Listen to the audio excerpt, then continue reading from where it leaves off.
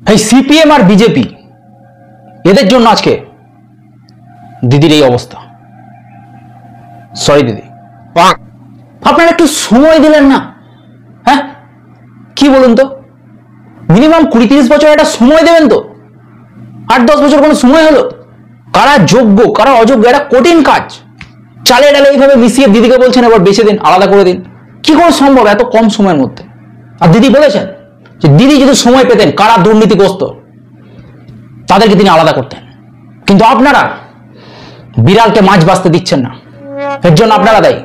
বিড়ালের উপর ভরসা রাখুন, সে মাছ বেচে আপনাদের ঠিক দেবে, একটা দানা মুখে কাটবে না, আস্থা রাখতে হবে। আর এই সব ঘটনাগুলোর জন্য কে দায়ী, কে করেছে সব? এসএসসি। এসএসসি হচ্ছে একটা স্বশাসিত সংস্থা, এর সঙ্গে সরকারের দিদির কি সম্পর্ক?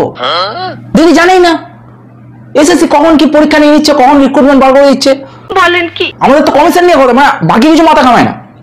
মানে এসএসসি এই সবের জন্য দায়ী, কি করেছে না করেছে আই ডোন্ট নো।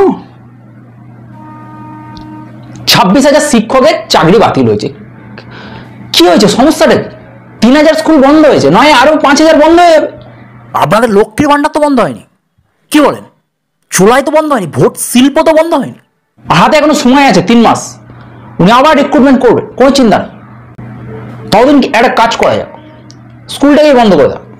আগামী 3 মাস স্কুল বন্ধ, 30 তারিখ থেকে, 30 এপ্রিল থেকে স্কুল বন্ধ। প্রচন্ড গরম পড়েছে, প্রচন্ড গরম।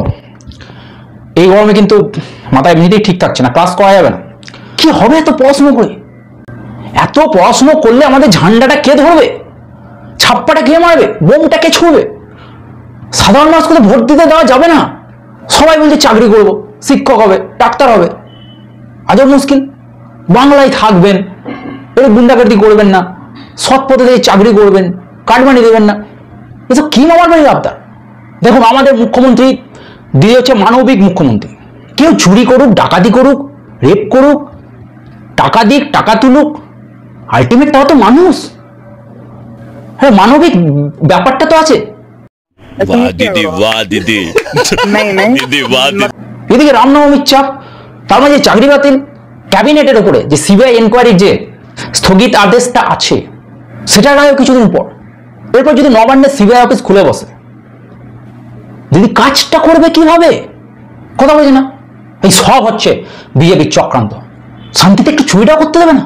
বেশ, আমি সুপার নিউমারিক পোস্ট ক্রিয়েট করে করে, সিভিক পোস্ট ক্রিয়েট করে করে, হ্যাঁ 20,000-এর চাকরি এটা 5,000 বেশ চালাচ্ছি। যেখানে একটা লোক চাকরি পেত সেখানে আজকে 4টে লোক, 4টে পরিবার পুরো ডিপেন্ড হয়ে যাচ্ছে। ভোটের অঙ্কটার 12টা বাজানোর চেষ্টা করছে এরা। প্রাতিষ্ঠানিক যে দুর্নীতি, তার সাথে যেভাবে আমি সুন্দরভাবে সমাজটাকে, প্রত্যেকটা পাড়াকে, ওয়ার্ডকে, প্রত্যেকটা ঘরের মহিলাকে, বেকার যুবকদেরকে আমি জড়িয়ে ফেলেছি। কি ভাবছেন এত সহজে সেটাকে তুলে দেবে? আপনারা স্বপ্ন দেখুন, এসব করে কিছু হবে। কি ভাবছেন আমাদের দিদিকে 26-এ সরাবেন? ভোটের অঙ্ক আলাদা আছে, সংখ্যালঘু তৈরি, আর বাকি যারা ভোট দিতে আসবেন উন্নয়ন মানে লাঠি নিয়েও তৈরি। এবং দুর্নীতি যত বাড়বে তত কিন্তু দিদির ভোট বাড়বে। এটা দেবাংশু হচ্ছে অলরেডি বলে দিয়েছে, তাই এইসব করে কোনো লাভ নেই।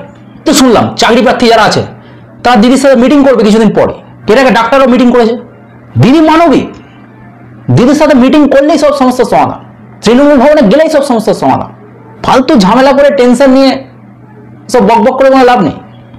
বাংলার মানুষ দিদিকে খুব ভালোবাসে, বুঝলেন তো? তাই বাংলা খান খেয়ে জয় বাংলা বলে শুয়ে পড়ুন, ঘুম থেকে উঠে দেখবেন ঠিক দিদি আছে পাশে, কোনো চিন্তা নেই। আমি লিখে দিলাম, যাই হয়ে যাক, যাই হয়ে যাক, বাংলার মানুষ দিদিকে কখনো ছাড়বে না। তাই 2026-এ 300টারও বেশি আসন নিয়ে মমতা বন্দ্যোপাধ্যায় ক্ষমতায় আসবে বাংলায়। আপনারা ঘেউ ঘেউ করতে দাও। কি বলবেন? কিছু বলার আছে? মুখ আছে বলার? যদি বলার কিছু মুখ থাকে অবশ্যই কমেন্টে জানাবেন। আর দিদিকে চালিয়েন না, একটু মানবিক হন। ভিডিও ভালো লাগলে লাইক, শেয়ার, সাবস্ক্রাইবটা করুন। জয় হিন্দ, জয় বাংলা, মামাটি মানুষ জিন্দাবাদ, বাটি হাতে মানুষ জিন্দাবাদ। নমস্কার। তাই আমি আবার বলছি, যারা আপনারা আজকে বঞ্চিত হয়েছেন ন্যায্যভাবে, তাদের পাশে আমরা ছিলাম, আছি এবং থাকব। তাতে যদি বিজেপি আমায় মনে ভাবে যে মানবিকতার স্বার্থে দাঁড়ালাম বলে তারা আমাদের সবাইকে জেলে পুরে দেবে, আই ওয়েলকাম, আমি সেটাকে স্বাগত জানাবো, আহ্বান জানাচ্ছি। Catch me if you can. তাহলে স্কুল সার্ভিস কমিশনের তরফ থেকে তো যোগ্য অযোগ্যদের আলাদা করার যে বিষয়টা, সেই বিষয়টা করা সম্ভব হলো না। একদমই না। তার কারণ আমরা প্রথম থেকে যে কথাই বলে আসছিলাম, প্রথম কথা যে তারা অরিজিনাল ওএমআর শিট রাখেনি, ইভেন ওএমআর শিটের যে স্ক্যান কপি তাদের কাছে ছিল, তারা একটি এফিডেভিটে বলেছিল, সেটাও রাখেনি, শুধু সেটাও ধ্বংস করেছে। এবং এই যে tainted after expiry of the panel, যারা নন লিস্টেড ক্যান্ডিডেট ওএমআর শিটের একটিও কালির আচরণ নেই, তারা চাকরি পেয়েছেন, তাদের বেতন ফেরত দিতে হবে, সেটাই স্বাভাবিক। ফলে যারা চিহ্নিত টেন্টেড তাদের বেতন ফেরত দিতে হবে, পুরো সিলেকশন প্রসেস বাতিল, 3 মাসের মধ্যে সিলেকশন প্রসেস কন্ডাক্ট করতে হবে এবং সেখানে তারা পার্টিসিপেট করে যারা যোগ্য হবেন তারা চাকরি। আসেনি, কেউ বলতে পারবে না আমরা টাকা দিয়েছি, ঘুষ দিয়েছি। কোনো রকম সিবিআই লিস্টের বার্থ কমিটির রিপোর্ট গ্রুপ সিডির জন্য কারোর নাম আসেনি। আজকে বলা হচ্ছে 25,000 চাকরি গেছে, 25,000 চাকরি যায়নি, এটা আমার পার্সোনাল ওপিনিয়ন। 17,000 চাকরি গেছে। যারা আনটেন্টেড, যারা টেন্টেড তারা তো টাকা দিয়েছিল, সেটা তো প্রুফ। আজকের রায় কি বলা হয়েছে, যে যারা টাকা দিয়েছিল, যারা অন্যায়ভাবে চাকরি পেয়েছিল, তাদেরকে আজকে ফাইনে ফেরত দিতে হবে, তারা পরীক্ষায় আর পার্টিসিপেট করতে পারবে না। তার মানেই প্রুফ যে তারা টেন্টেড। তাহলে বাকি আমরা কি? আমরা তো আনটেন্টেড, আমরা তো অনেস্ট। আমরা অনেস্ট, আমাদের চাকরিটা গেছে। 25,000 চাকরি যায়নি, 17,000 চাকরি গেছে।